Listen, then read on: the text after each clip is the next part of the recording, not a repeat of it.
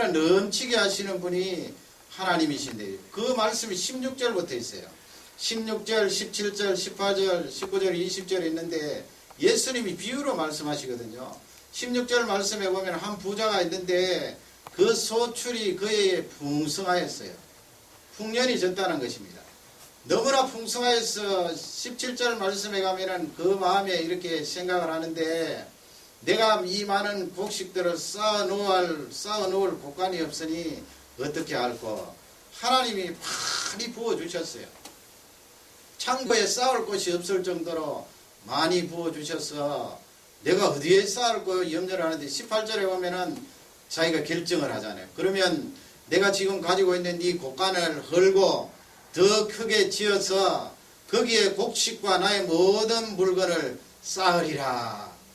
그렇게 결정을 하고 이제 그 곡식들을 새로 지은 곳간에다가 가득 채웠는데 19절 말씀에 가면은 자기가 자기 영혼을 향하여서 내가 내 영혼을 향하여서 영혼아 내가 여러 해 쓸 이 곡식들을 쌓아 놓았으니 영혼아 편히 쉬고 먹고 마시고 즐거워하자. 그렇게 이야기하는 거예요. 그럴 때 하나님께서 20절 말씀에 어리석은 자여 그러지요. 어리석은 자여 오늘 밤에 너의 영혼을 도로 찾으리니 그러면 너가 예배한 것이 어떻게 되겠느냐. 그 말씀에서 그 부자는 하나님께서 자기에게 재물을 주셨다는 것을 놓쳐버렸어요. 여러분 우리가 가지고 있는 건강 하나님이 주셨습니다. 내가 가진 소유 하나님이 주셨어요. 내가 가진 재능도 하나님이 주셨어요. 모든 것 다 하나님이 주셨어요. 그러므로 나는 주인이 아니고 관리자예요. 우리 이 자본주의 시장 경제가 이렇게 부강하고 사실은 공산주의 사회주의 국가와 대결을 해서 승리한 것 아니에요. 많은 강점을 가지고 있지요.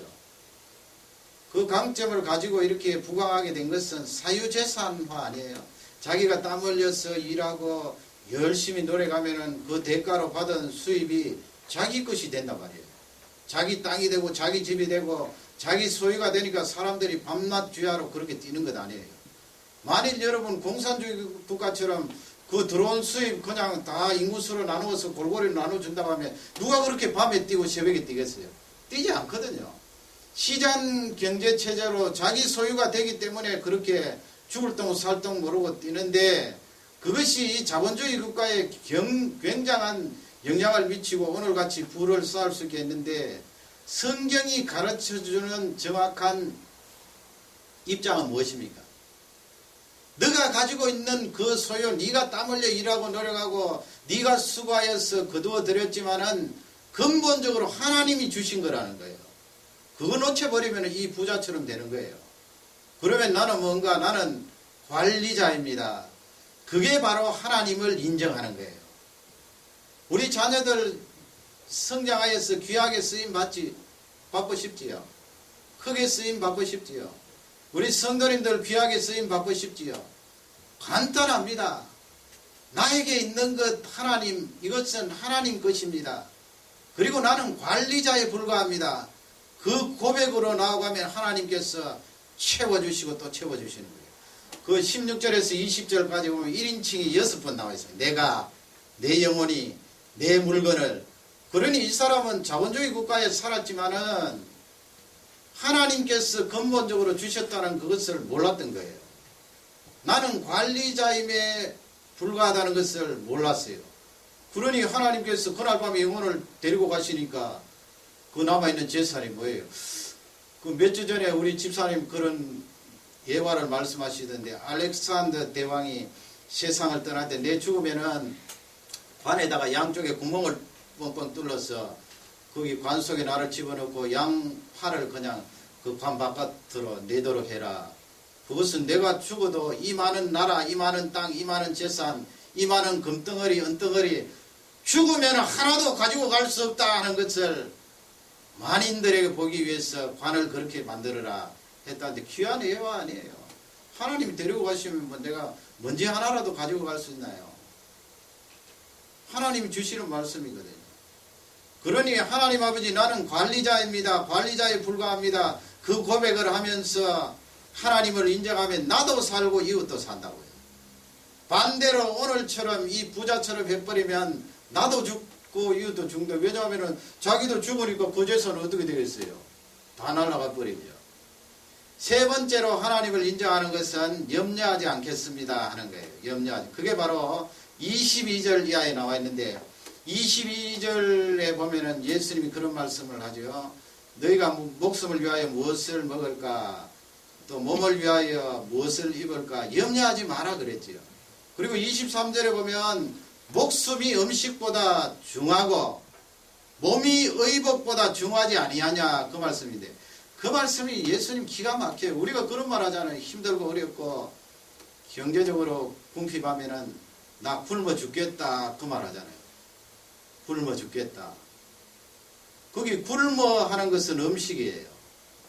죽겠다 하는 것은 목숨이에요. 근데 우리가 가만히 보면 그 말이 그냥 싹 지나가도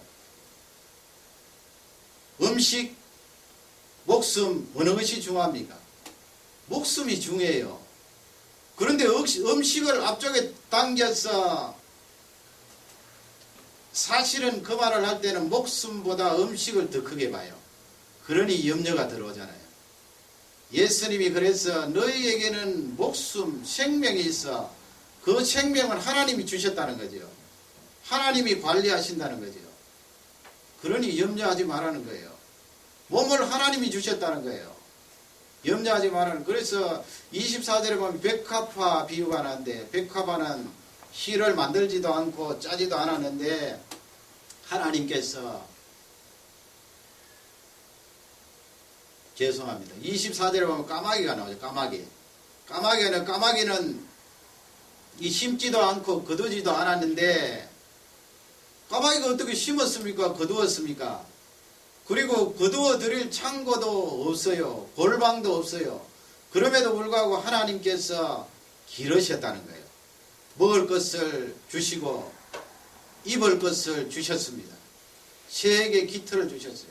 그리고 우리 사람을 향하여서 너희들은 새보다 더 귀하지 아니하냐 그 말씀을 하셨어요. 너희들은 새보다 더 귀하지 않으냐. 그리고 또 한 가지 더 비유로 백합화를 들었어요. 백합화는 들어있는 꽃인데 그 백합화가 실을 만들지도 않고 또 짜지도 않았는데 그 백합화가 말이죠. 솔로몬이 얼마나 영화를 누렸습니까? 솔로몬이 입은 옷들 요즘 옷과 비교가 되겠어요. 그건 다 수제품이에요. 요즘 있었으면 감히 아무리 부자라도 그만큼 비싼 옷은 사입지 못했을 거예요. 다 수제품인데요. 그러나 백합화와 솔로몬이 입었던 옷과 비교해 볼 때 백합화의 옷이 하나님이 기르신 백합화의 옷이 훨씬 더 낫다는 거예요. 그러므로 너희들의 생명을 주관하시는 하나님께서 굶기시겠느냐 역으로 우리를 향하여 치시는 거예요. 29절 이하에 보면 다시 한 번 더 강조하지요. 무엇을 먹을까 무엇을 마실까 염려하지 마라. 그것은 다 이방 백성들이 구하는 것이라 말씀하시면서 31절에 보면 그의 나라를 구하라고 했습니다. 그의 나라를 구하라. 우리는 먹는 것, 입는 것 염려할 만큼 그런 낮은 존재가 아닙니다. 하나님의 나라를 염려하고 하나님의 나라를 다룰 존재예요. 예수님이 우리를 높이신 거 아니에요. 너희들 입는 것, 먹는 것은 내가 책임져 줄 테니까 하나님의 나라를 구하고 하나님의 나라를 위하여 일하라는 거예요. 그러면 먹는 것, 입는 것은 하나님께서 책임져 주십니다. 책임져 주세요. 반드시 책임져 주십니다. 제가 한 10년 된 것 같은데 이 이민교회 하면서 어떤 집사님이 그러시더라고요. 그 부인 집사님이 아주 믿음이 좋았는데 늘 그분이 그런 말을 해요. 여보 나는 지금 하고 있는 거 다 접어버리고 그냥 동네방네 다니면서 예수님 복음만 전하고 전도하고 싶어. 물론 뭐 그게 잘 됐다는 말은 아니에요. 자기 삶을 집어치우고 전도만 하면 어떻게 됩니까? 그런 사람이 특별히 있겠죠. 하나님께서 너는 앞으로 이 세상 일을 하지 말고 동네방네 다니면서 전도만 해라. 하나님의 나라를 위해서만 일해라. 만약 그분이 그 사명을 받았다면 그렇게 그분이 동네방네 다니면서 전도만 하면 굶어 죽겠어요. 그러니까 옆에 있던 남편이 에이 사람 예수도 그렇게 믿으면 굶어 죽는다고. 이 자식들 우글부글한데 이 자식들을 어떻게 먹여 살리고 공부를 어떻게 시키고 굶어 죽는다고. 그러니까 이 부인이 웃고 말더라고. 그러나 저는 속으로 그렇게 생각했어요. 당신이 만약 그런 사명을 받아서 동네방네 다니며 정말 복음을 전가하고 그 일을 위해서 살면 굶어 죽지 않아요. 말씀이 그렇게 돼 있잖아요. 왜 굶어 죽어요? 하나님이 살아계시는데요. 내가 그런 사명을 받지 않았고 그 사명에 대한 확신이 없어서 그렇게 못해서 염려하는 거죠. 하나님이 살아계세요. 굶어 죽지 않아요. 여러분 성도님들 가운데 만일에 그와 같은 사명을 받고 그렇게 하십시오. 굶어 죽지 않아요. 문제는 나에게 하나님에 대한 인정함이 없고 염려가 너무 커서 그 일을 못하는 것뿐이에요. 절대로 굶어 죽지 않아요. 하나님이 살리시고 하나님이 먹이시고 자식들 책임져 주세요. 내가 다 자식들 부양해서 자식들이 잘 되는 줄 아세요? 아니에요. 하나님이 밀어주셔야 돼요. 오늘 이 세 가지 말씀을 꼭 기억하시기 바랍니다. 하나님을 인정하려면 투명해야 됩니다. 하나님을 인정하려면 하나님 내가 가진 것 나는 관리자입니다. 그 고백이 나와야 돼요. 하나님 인정하는 사람은 염려하지 않습니다. 하나님 앞에 모시고 내가 염려하면 은근히 하나님 무시하는 거 아니에요. 내가 하나님의 자녀인데. 그러니 오늘 저녁 이 말씀을 통하여 기도하실 때에 하나님을 마음껏 인정하시고 삶 속에서도 이 고백이 이 삶이 이어지기를 주님의 이름으로 축원합니다. 우리 다 같이 기도하겠습니다. 말씀을 생각하면서 주여 세 번 크게 부르고 간절히 성령께서 인도하신 대로 기도하는데 먼저 주신 말씀을 놓고 기도하겠습니다.